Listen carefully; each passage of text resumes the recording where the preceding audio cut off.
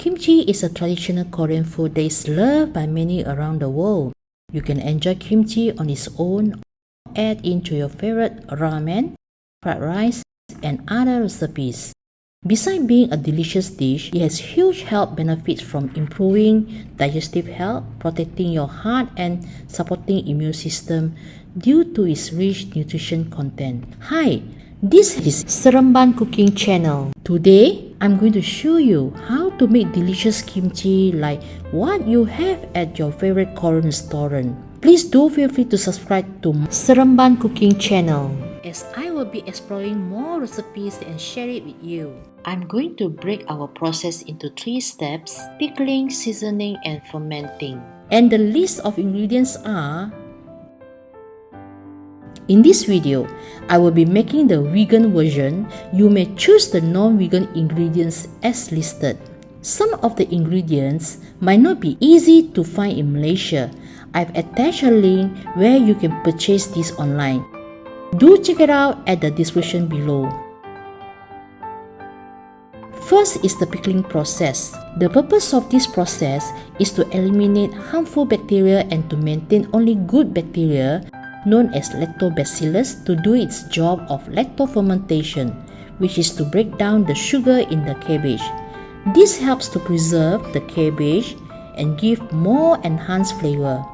In this process, we need Napa cabbage and good sea salt. First, wash the cabbage thoroughly to remove the soil and other residue. Then, cut the cabbage into 1/4 of the size. If your cabbage is smaller in size, you may cut into half of the size, so that it is easier to apply salt on each surface. Then, we shall move forward to pickle our cabbage. Sprinkle and rub across each surface of the cabbage. Remember to use natural sea salt for pickling our cabbage, as using the wrong salt will cause your kimchi to be mushy and bitter in taste. I have even tried our local sea salt. However, it doesn't turn out to be crunchy like what you will have at the Korean restaurants. Try experimenting in small batch or stick to the Korean sea salt. Next, we will let the cabbage to rest for at least 6 hours or more. Be sure to turn it over from time to time so that your cabbage will be evenly pickled.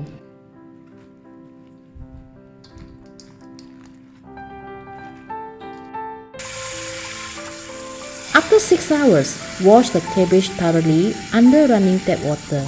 You might want to wash and rinse for at least 3 times over a basin to remove the excess salt from the cabbage.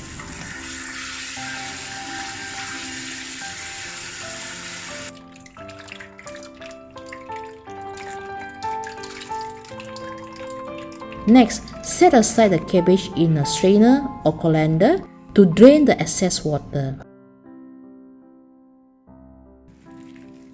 We will proceed to the second process, seasoning.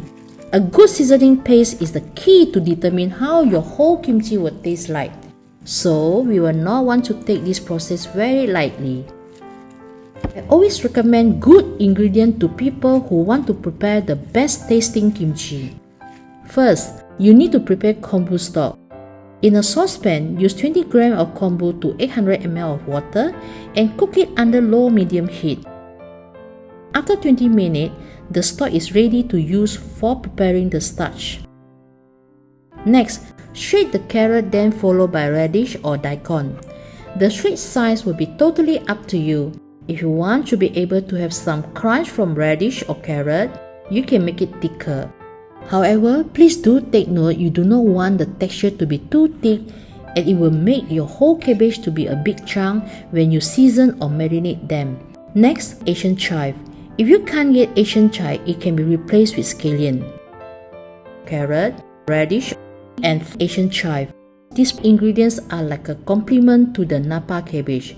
As you are going to eat the kimchi later, the different taste from this also give the extra flavor and crunch to the existing Napa cabbage. Next will be the onion, ginger, garlic, And for sweetness, we also will add in Asian pear. If you do not have Asian pear, it's also fine. We will replace it with sugar. The idea of Asian pear is to add some sweetness flavor in and also to feed the lactobacteria to turn the sugar into lactic acid. Next, pound or blend these ingredients together into a paste. This will give the sweet taste and extra kick to your kimchi due to the spices. There is no fixed amount of the ingredients. It is completely up to the individual and your own preferences. You might want to find the balance point there. Next, we are going to prepare the starch, which helps to bind all the seasoning ingredients together. Use 4 tablespoons glutinous rice flour to 700 ml of kombu stock that we have prepared earlier.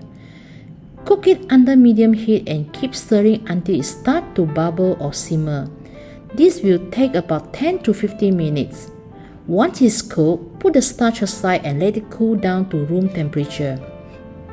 In a big mixing bowl, add the shredded carrots and daikon. Add the starch, our blended paste earlier, together with our 300 grams of red pepper powder or gochugaru. If you want it more spicy or milder, you may adjust accordingly.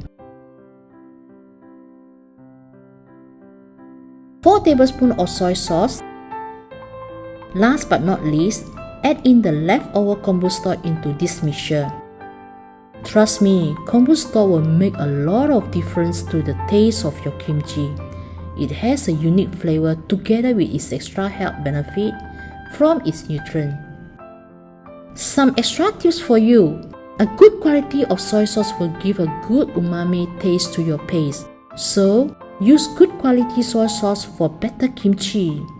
Also, when using red pepper powder, try to stick to authentic Korean red pepper powder, which is meant for kimchi. Based on my experience, using a different version of red pepper powder like what we normally use for our local chili powder will make the kimchi to taste unauthentic, as it lacks the aroma and sweetness flavor from what a kimchi is supposed to be. Now, our paste is ready. It is packed with strong flavor and is ready to be used to marinate or season our cabbage. Now, after we have properly drained our cabbage, apply paste on every surface of our cabbage evenly. Since this is homemade, we can apply generously so that we can enjoy kimchi that is rich and flavorful.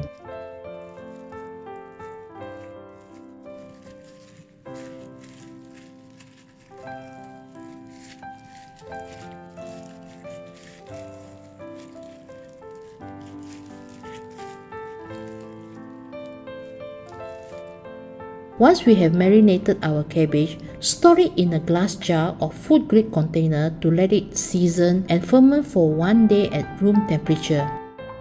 You can start enjoying your kimchi a day later. Just take them out and cut them at your desired size and quantity. Please remember to store your kimchi in the fridge after the next day to slow down the fermentation process. Consume as and when you like as a side dish or mix with your other food within 6 months.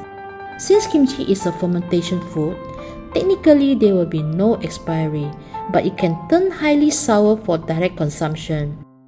However, sour kimchi is usually great for cooking kimchi soup.